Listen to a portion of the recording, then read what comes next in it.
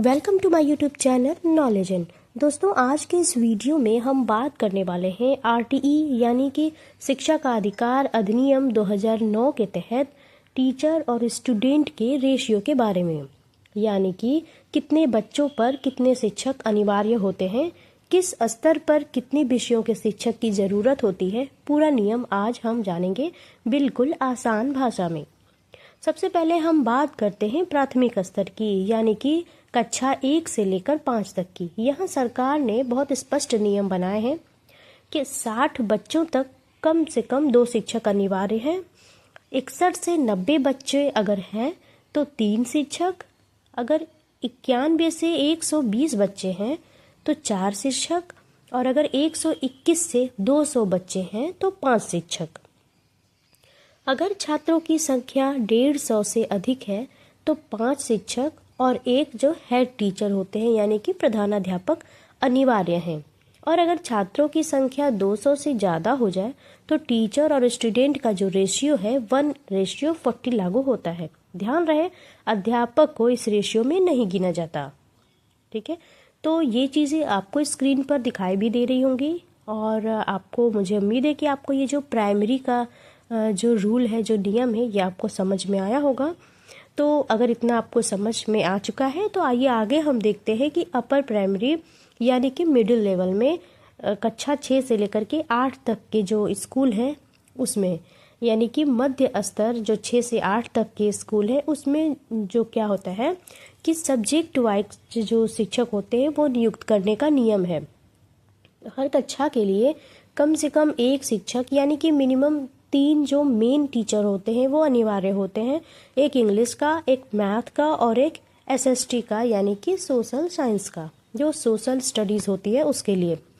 जो ऐसा प्राइमरी में नहीं था, लेकिन मिडिल स्कूल में क्या होता है कि सब्जेक्ट वाइज जो शिक्षक होते हैं वो नियुक्त करना अनिवार्य होता है। तो इसके बाद जो छात्र संख्या है उसके हिसाब से विषयों के लिए एक्स्ट्रा टीचर्स जो है वो तय किए गए हैं।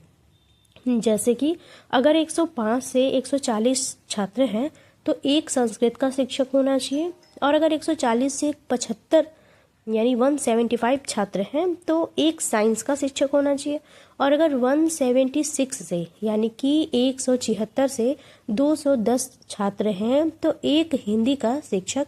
ये जो चीज़ें हैं ये बिल्कुल अनिवार्य हैं। और इसके बाद हर अतिरिक्त 35 छात्रों पर यानी कि 35 स्टूडेंट्स पर इसी क्रम में एक एक्स्ट्रा शिक्षक जो है वो अनिवार्य हो जाते हैं। यानी जैसे जैसे छात्रों की संख्या बढ़ती जाएगी वैसे वैसे टीचर्स की भी संख्या को बढ़ाना रहता है। तो यदि प्राइमरी जो है अपर प्राइमरी में छात्रों की संख्या 100 से अगर ज़्यादा हो जाती है तो फुल टाइम एक हेड मास्टर या प्रिंसिपल आप बोल सकते हैं वो अनिवार्य हैं। ज़्यादातर ये नियम किसके लिए लागू है? तो ये जो नियम होते हैं ये सभी सरकारी और अधिकांश मान्यता प्राप्त स्कूलों पर लागू होते हैं।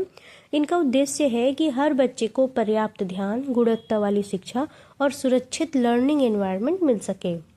तो ये देखिए, रेशियो जो है ये क्यों इम्पोर्टेंट होता है, आखिर क्या मतलब है इसका, ये क्यों ज़रूरी है कि इतने छात्रों पर इतने ही टीचर होने चाहिए। तो देखिए, ज़्यादा छात्रों और कम शिक्षकों के कारण जो क्वालिटी है एजुकेशन की वो गिरने लगती है। यानी जो एजुकेशन तो होती है लेकिन क्वालिटी कम हो जाती है, और जो स्टूडेंट वीक होते हैं उन पर ध्यान नहीं दिया जा पाता है, और इसके वजह से जो लर्निंग आउटकम है वो बहुत ही कम होता है। तो इसलिए आरटीई ने ये रेशियो तय किया है, स्कूलों को अकाउंटेबल बनाया है, मतलब इस रेशियो को तय किया है ताकि बच्चों को अच्छी गुणवत्ता मिल सके, अच्छा लर्निंग आउटकम हो सके। ठीक है, इसके लिए इन रेशियो को बनाया गया है। तो अगर आपको ये जानकारी हेल्पफुल लगी हो तो वीडियो को लाइक करिएगा और इसे शेयर करिएगा, और ऐसे ही शिक्षा से जुड़ी जानकारी पाने के लिए हमारे चैनल नॉलेज इन को ज़रूर सब्सक्राइब करिएगा। तो फिर मिलते हैं अगली वीडियो में, तब तक के लिए बाय।